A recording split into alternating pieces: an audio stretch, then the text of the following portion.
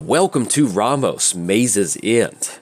Ramos will be your official maze guide today, so if you don't know where to go in life, if you're not really sure where to turn, what to do, follow Ramos, for he knows the way.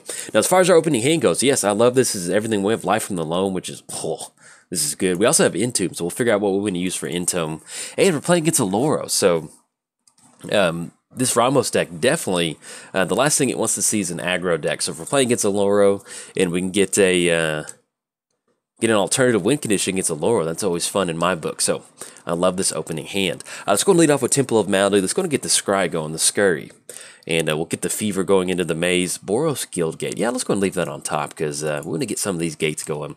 I'm going to go and pass the turn to our opponent. We're playing Ramos, Dragon Engine, the official leader of the Maze. Flying, whenever you cast a spell, put a +1 counter on Ramos for each of that spell's colors, then remove 5 +1 counters from Ramos, add double Wooburg to your mana pool, activate this ability only once each turn. Playing gets Alluro, the Lazy Boy Emporium Specialist. At the beginning of your upkeep, you gain 2 life. Whenever you gain life, you may pay 1. If you do draw a card, each opponent loses 1 life. Then, at the beginning of your upkeep, if Alluro is in the command zone, you gain 2 life.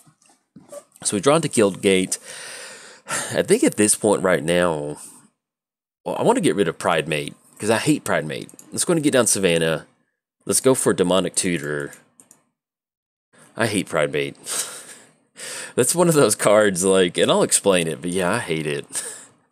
We can go for, and this deck, let me give you a heads up. This deck is, this is a weird deck. This is not your normal basic building block. There's a lot of, like, I don't think we have spot removal in here. I'm sorry to the people out there. Yeah, let's go and grab Toxic Deluge. That's our spot removal. So we're going to grab Toxic. That's going to go under our hand. We'll be online for it for next turn once we shock an Overgrown Tomb, and then we'll maybe get rid of Pride Mate. So don't worry about that life gain. But yeah, I hate Pride Mate because I was playing a lot of Modern for a while, and I would always just run into Soul Sisters in the Magic in the Modern practice room, and I just get blown out by Pride Mates all the time. Like, I don't hate it because it's graveyard hate. It's just like it's just like every time I see Pride Mate, I get like a really negative feeling in my head. I'm like, man, I hate that card because it's just always so good. It just gets down for a 2/2, and the next now you're fighting off this like 10/10 of Johnny Pride Mate. But yeah, so we'll have Toxic Deluge to get rid of that. We don't have to worry about that life gain anymore, and we'll be good to go. Let's go and shock an Overgrown Tomb. Yes, we're going to pay that 2 life. Let's go and go for Toxic Deluge. We're going to go and pay 3 on this one.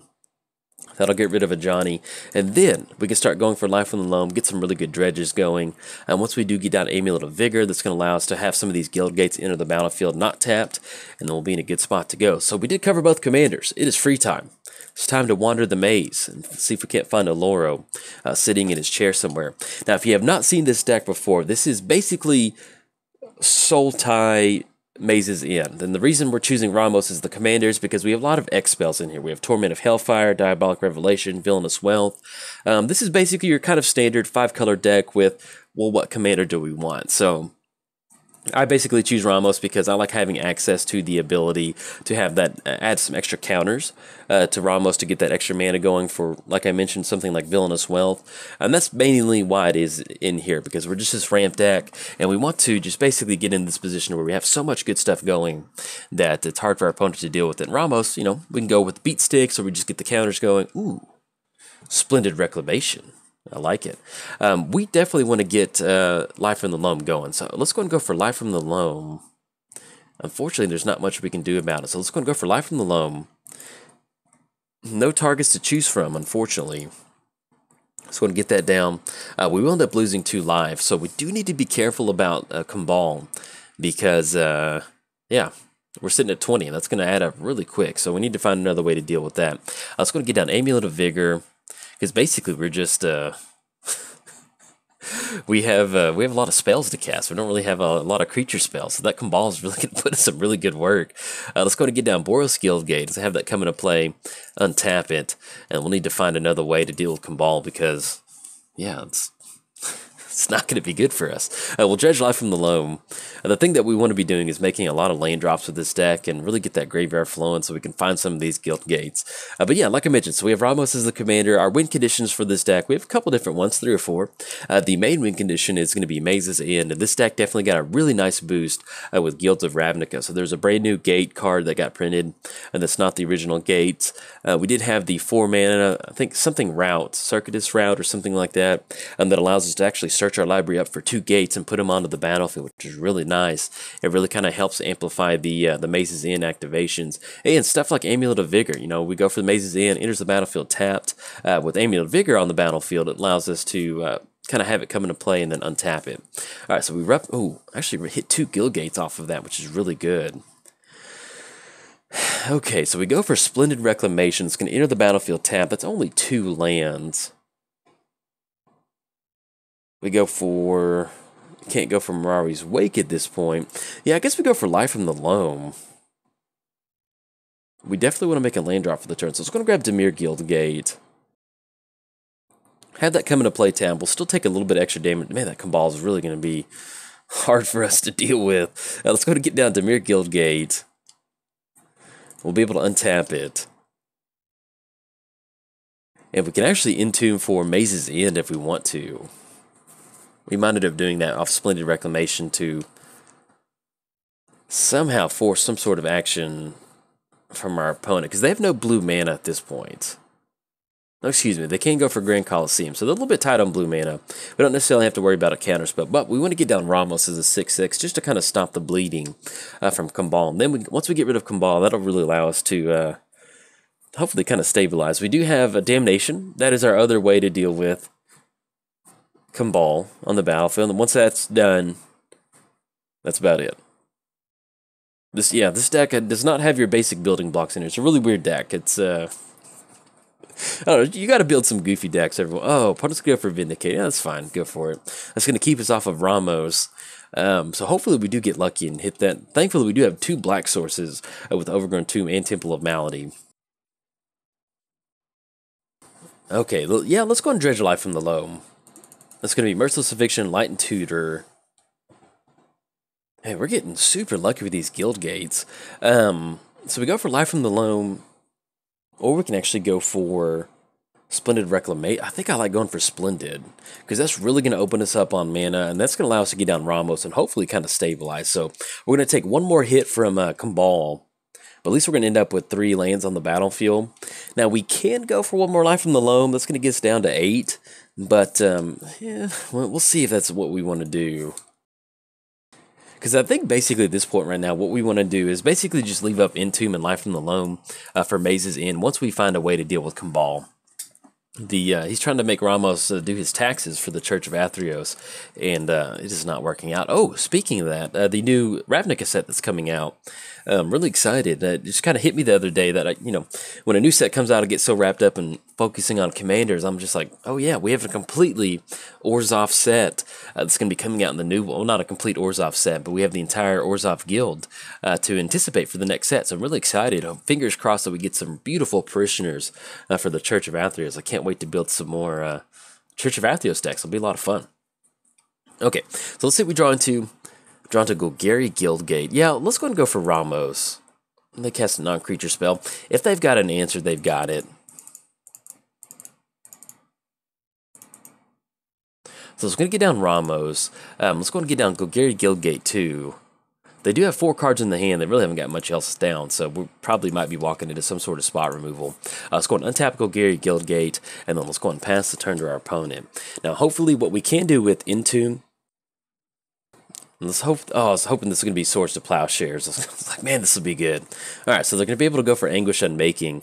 Thankfully, we do have at least enough mana to get down Ramos again 1 more time to stop this Cabal bleeding, but it's kind of a bummer that we've just stared down a Cabal, like, as we're trying to get ready to get Maze's End going. Cabal's like, what are you doing? Stop that. Don't do that. That's not good. So, we'll see if we can't survive off of this. But yeah, I'm excited to see what's going to be happening in the Orzhov guild. That's going to be really cool. And then I saw they released some, Pro Tour Qualifier playmats. And on one of the playmats, they had Domri Raid, I think that's his name.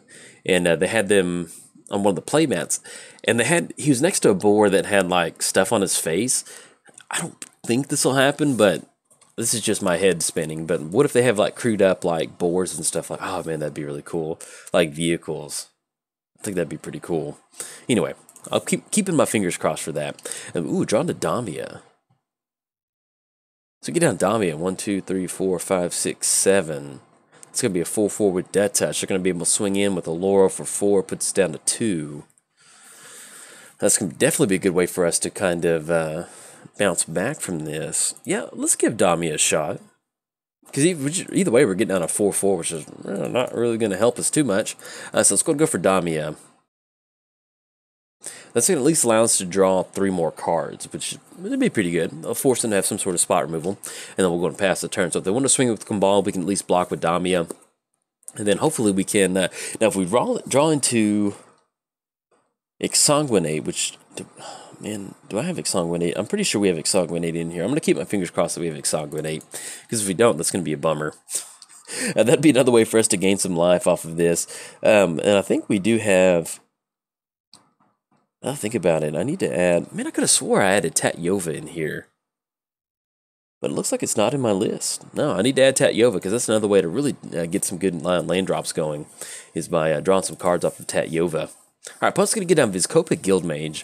Target creature gains lifelink, which they have more than enough activation to go for. 1, 2, 3, 4, 5. So actually just a little bit far away from being able to go for the double activation off Vizkopa Guildmage. So let's see what else they're going to get down for the turn. Okay, and actually no swinging from our opponent, which is... I'll take that.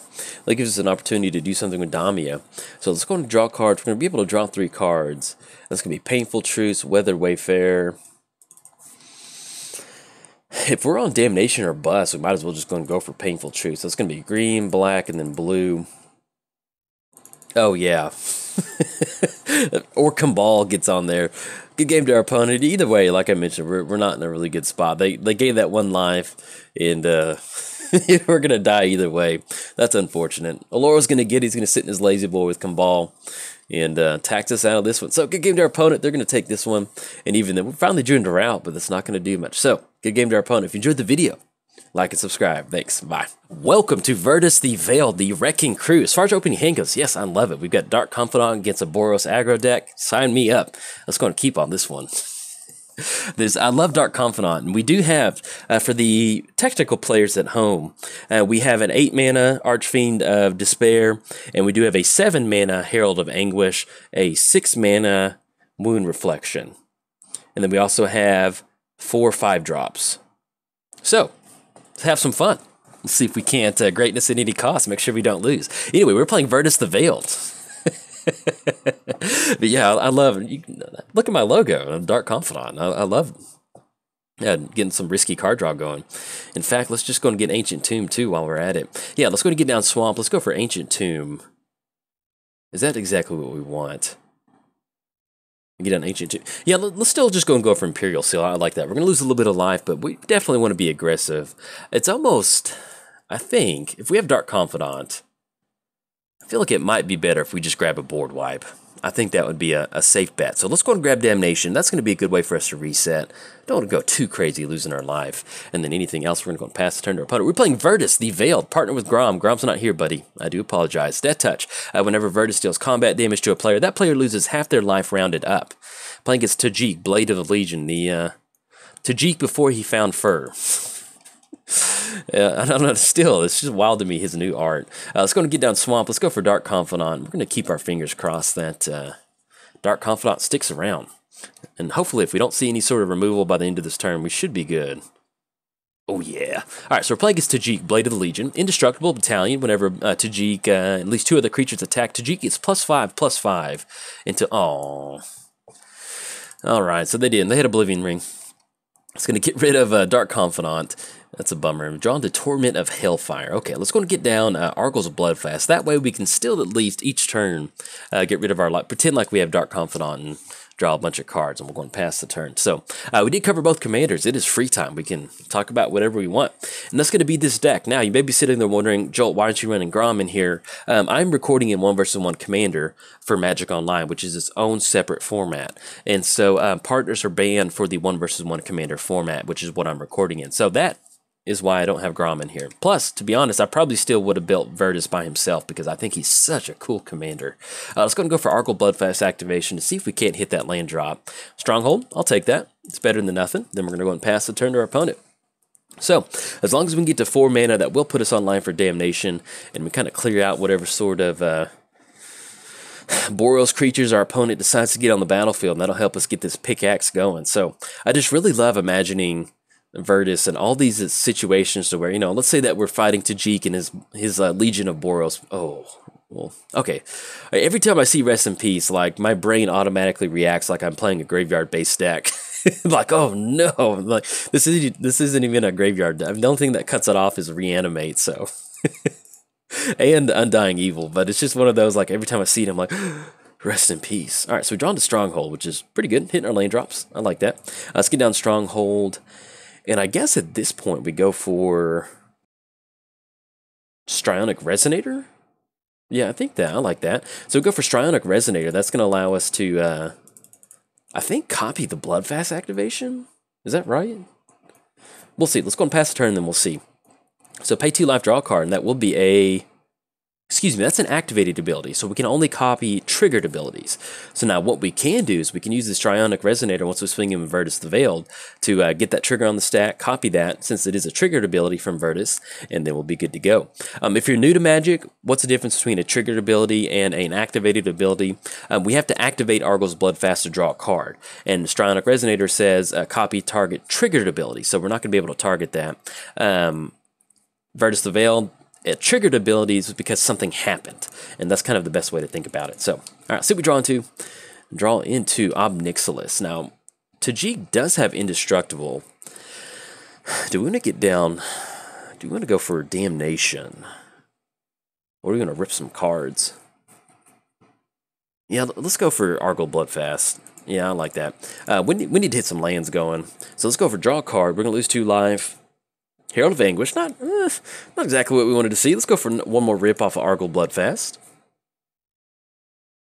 And draw the Hedron Archive, not exactly what we wanted to see either. Okay, so let's go and pass the turn. Now, unfortunately, since we did have 8 cards in the hand, if Rest in this is why you shouldn't play Rest in Peace, because it messes up our line of play this turn.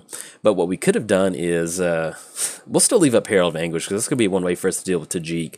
Let's just go and get rid of Undying Evil. But yeah, we could have discarded Herald of Anguish and then reanimated the next turn. Now, that would have been a lot of life loss, so we probably wouldn't have wanted to go for that, but... Ooh. Uh-oh. Some of the Legion. Oh, no. All right, so we got 5 coming across. It's going to put us down to 11. Yeah, this, man, if this whole thing just fell apart when Dark Confidant got taken away. I was really excited. All right, so we draw into Doomblade, which we can't get. So we go for 5. That's going to be 6 with the Soldier token. Puts us down to 5. We can go for Damnation as a bounce back. It's not looking good. So keeping score at home. Check mark the, check the it's not looking good box. All right, so we're going to get down Hedron Archive. Yeah, we're going to go and pass turn. All right, so we're going to go for Damnation next turn. We finally got down Hedron Archive. That's going to allow us to kind of bounce back. The only downside is we're playing Black, and Black does not have a... They're not really good at dealing with enchantments at all. Like, when they're... Well, not good, I mean they're just basically non-existent. So, all right, so we're going to have Thalia swinging across. That's going to be 6, putting us down to 5. Excuse me, that's going to be 10, 11. That's going to be lethal. Good game. I always forget about Tajik's Battalion ability. Anyway, good game to our opponent. They're going to get it on this one, and... Yeah. Yep, they got it. So anyway, we got Boros out on this one. Oh man, that was a bummer. I was just really excited to get on Dark Confidant and get some card draw going. Anyways, if you enjoyed the video, like and subscribe. Thanks. Bye. Welcome to Chromium, the Mutable. As far as opening hand goes, I love this. Do we want to keep on this though? We don't have a black source. I really like Jace the Mind Sculptor in this matchup. Is this a keepable hand? Do we get lucky and drawn to a black source? Yeah, let's just go and keep on this one. I'm not super wild about keeping on this one, but hopefully we get lucky and drawn to a few more black sources. I really do like Jace in this particular matchup, especially if we've got a pretty heavy artifact build squaring up against each other. And then hopefully with Fabricate, maybe we can draw into some sort of, just simply a third land will allow us to draw into some sort of artifact or mana rock that will allow us to at least get down some of our black cards in Phyrexian Arena and Tezzeret Agent of Bolas. Let's go and get down Tundra. That sounds good. And then anything else, we're going to go and pass the turn to our opponent. We were playing Chromium, the mutable artifact build, so it should be a pretty fun matchup against Breya. Flash can't be countered. Flying. Discard a card until end of turn. Chromium becomes a human with power toughness 1/1, loses all abilities, has hexproof, and can't be blocked. All right, drawn to Supreme Verdict. Let's go and get down waste. Let's go and tap out for Spellskite. That's going to be 1 and 2. That was some good protection for Chromium. And then anything else, we'll go and pass the turn to our opponent. We were playing against Breya, Ethereum Shaper. Whenever Breya enters the battlefield, create 2 1/1 blue Thopter artifact creature tokens with flying. Then for a 2-mana activation, sacrifice 2 artifacts, choose 1. Breya deals 3 damage to target player or planeswalker. Target creature gets -4/-4, or you gain 5 lives. See if we hit that lane drop. Oh, Swords to Plowshare. Okay, we do not. Anything else? Let's go ahead and pass the turn to our opponent. Would have been nice to get into... Definitely, if we'd hit, not Swords to Plowshare, but Path to Exile, we definitely would have gone to for Path to Exile to get that land drop on the battlefield. So at this point right now, we're going to keep our fingers crossed that we do draw into some sort of way to at least kind of get a black source onto the battlefield, or just simply another land to go for Fabricate. We cover both commanders as free time. We can talk about whatever you want. That's going to be Chromium. So as far as this particular deck, if you didn't see the deck tech, what are we doing to go for Swords to Plowshare and Arkham? Yeah, I think that sounds artifact creatures controller. Yeah, let's go and go for that one, because they can go for an instant speed activation. I like keeping Arkham off the battlefield for just a little bit extra life from our opponent.